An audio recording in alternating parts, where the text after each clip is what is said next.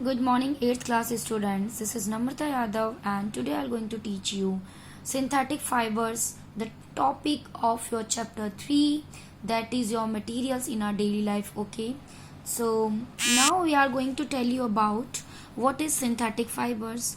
तो synthetic fibres आपके वो फाइबर्स होते हैं बेटा जो क्या करते हैं, जो आपके बनाए जाते हैं. ओके, वो बनाए जाते हैं मतलब वो नेचुरल फाइबर्स में नहीं आते हैं. राइट, तो ये आपके कैसे फाइबर्स होते हैं जो कि आपके मैन्युफैक्चर्ड होते हैं. किससे? आपके नेचुरल फाइबर से या फिर आपके केमिकल से. राइट, तो जो क्लोथिंग होता है वो हमारे लिए बहुत इम्पोर्टेंट होता है हमारी बॉडी को कवर करने के लिए. राइट, और ये हमारी बॉडी को टेम्परेचर से भी बचाता है, क्लाइमेट चेंज से भी बचाता है, या अदर इंसेक्ट्स वगैरह के काटने से भी बचाता है. तो क्योंकि क्लोथ्स जो होते हैं वो हमारे नेचुरल फाइबर से बनते हैं, जैसे वूल हुआ, कॉटन हुआ, जूट हुआ. तो इसी वजह से क्या होता है कि बहुत ज़्यादा अमाउंट में इनकी मैन्युफैक्चरिंग की जाती है, इसीलिए इनकी बहुत ज़्यादा डिमांड हो गई है. ओके, तो इसीलिए साइंटिस्ट ने बहुत तरह तरह के आर्टिफिशियल फाइबर्स भी डेवलप किए हैं. तो वो जो आर्टिफिशियल फाइबर्स हैं वो आपके बहुत सारे डिफरेंट वेज में आपको देखने को भी मिलते हैं. तो first one is in front of you, that is your rayon. Okay, तो रेयॉन जो है वो आपकी सिंथेटिक फाइबर है जो कि मैन्युफैक्चर की जाती है आपकी किससे? सेल्यूलोज से. राइट, सेल्यूलोज से आपकी मैन्युफैक्चर की जाती है जिसे हम बोलते हैं रेयॉन. ओके, तो जो रेयॉन होता है ये आपका दोबारा से रीजनरेट किया जाने वाला फाइबर होता है, because it is prepared by modification of natural fibre. Okay, तो हम इसे दोबारा से प्रिपेयर कर सकते हैं. ओके, नेक्स्ट है आपका कि ये आपके कितने स्टेप्स में प्रोड्यूस हो रहा है, यानी इसकी मैन्युफैक्चरिंग के बारे में बात की जा रही है. तो सबसे पहले जो कॉटन होता है, जो सेलुलोज होता है, उसे सोक करके रखना पड़ता है किसके अंदर? कॉस्टिक सोडा के अंदर 3 से 4 घंटे के लिए. ठीक है, तो कम से कम 30% आपका कॉस्टिक सोडा होना चाहिए. ओके, अगर जो भी आप अमाउंट ऑफ कॉटन या सेलुलोज ले रहे हो उसका 30% कॉस्टिक सोडा होना चाहिए उसके अंदर. इसे आपको क्या करना है? सोक करके रखना है, डुबा कर रखना है. ओके, उसके बाद अच्छा, कास्टिक सोडा का क्या यूज होता है? कास्टिक सोडा जो होता है वो रिमूव हो जाता है और जो प्रोडक्ट जो बचता है उसे क्या किया जाता है? उसे गर्म किया जाता है कार्बन डाइसल्फाइड के साथ. ठीक है, फिर उससे बनता है आपका सेलुलोज ज़ैंथेट.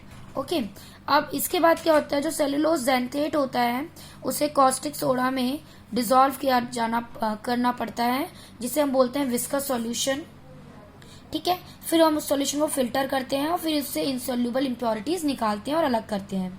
उसके बाद क्या करते हैं हम?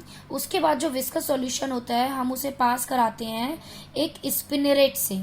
ओके, स्पिनरेट यहाँ पे देखो, एक स्पिनरेट होती है, उसके थ्रू हम पास कराते हैं जो कि आपकी डाइल्यूट सल्फ्यूरिक एसिड के अंदर रखा जाता है. ओके, जो कि क्या करती है? वो उसके फिलामेंट्स को हार्ड कर देती है क्योंकि वो सॉफ्ट होती है ना बहुत देर तक सोक रखने के बाद. ठीक है, फिर हम उसको क्या करते हैं? हम उसको अलग कर देते हैं. ओके, और फिर हम उसे अलग एक जगह पे बांध के रख देते हैं, अलग एक जगह सेपरेट करके रख देते हैं. Okay, so this is a process. here it is a cellulose. Okay, then it is put inside the caustic soda. This is your what? This is your shredder, right? And then it is your churning is done. Churning is done in your caustic soda, and then from caustic soda the viscous solution is comes out, right? And then we put inside the filter and the storage. Okay, so this was the process, right? And what we do after we use it for making clothes and different variety of your dresses, right? इसके uses क्या हैं? अच्छा, rayon के filament को use किया जाता है other fibres के ऊपर भी लगाने के लिए. ओके, क्योंकि इसका टेक्सचर जो होता है वो थोड़ा सिल्क जैसा होता है. जो रेयॉन होता है इसे आर्टिफिशियल सिल्क भी बोला जाता है. ओके, अब इसे कहाँ यूज किया जाता है? इसे कैरपेट्स बनाने के लिए भी यूज किया जाता है, ब्लेंडेड किया जाता है इसे वुल के साथ. ओके, बेडशीट बनाने के लिए यूज किया जाता है, राइट? और इसे ऑटोमोबाइल्स बनाने के लिए यूज किया जाता है. ओके, अब हम बात करेंगे टेरेलिन एंड डैक्रॉन. ये अदर टाइप ऑफ आपका सिंथेटिक फाइबर है। इसका तो जो पॉलीमर होता है उसे ऑब्टेन कैसे किया जाता है, पहले हम कंडेंसेशन कराते हैं। कैसे कराते हैं, जब हम रिएक्शन कराते हैं इथिलीन ग्लाइकोल और टेरेफिथैलिक एसिड का, तब वहाँ पे कंडेंसेशन रिएक्शन होता है। ओके, तब ये आपका टेरिलीन और डेक्रोन बनता है। इसके यूजेस और कैरेक्टरिस्टिक्स क्या हैं, जो टेरिलीन जो होता है वो आपका वो केमिकल रेजिस्टेंट होता है।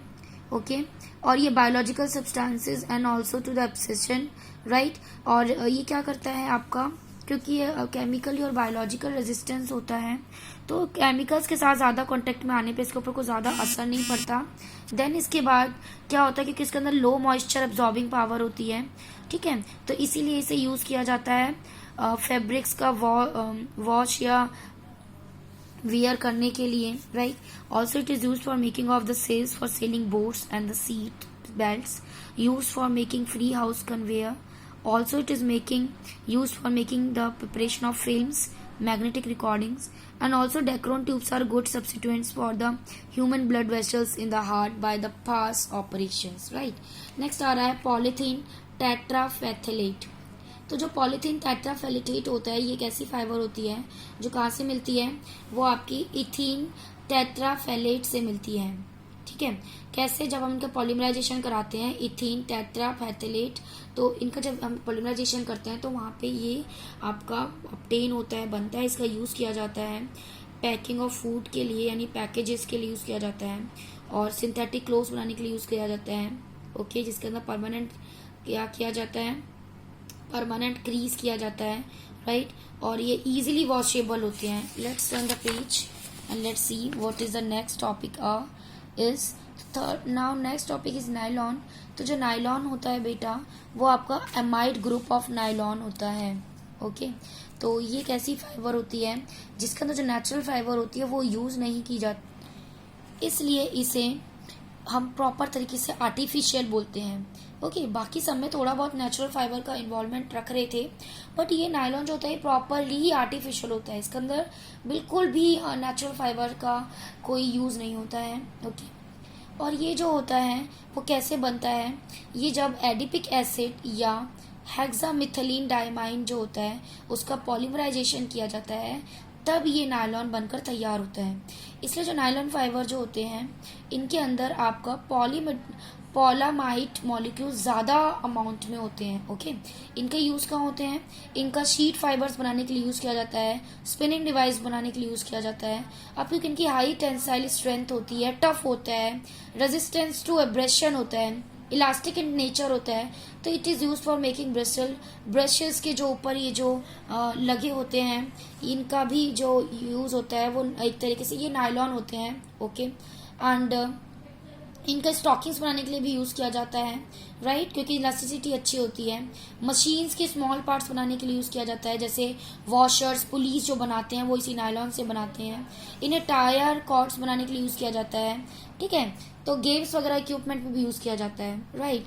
So here it is completing the types of your artificial fibers. The rest of the things we will discuss in our next video. So thank you class.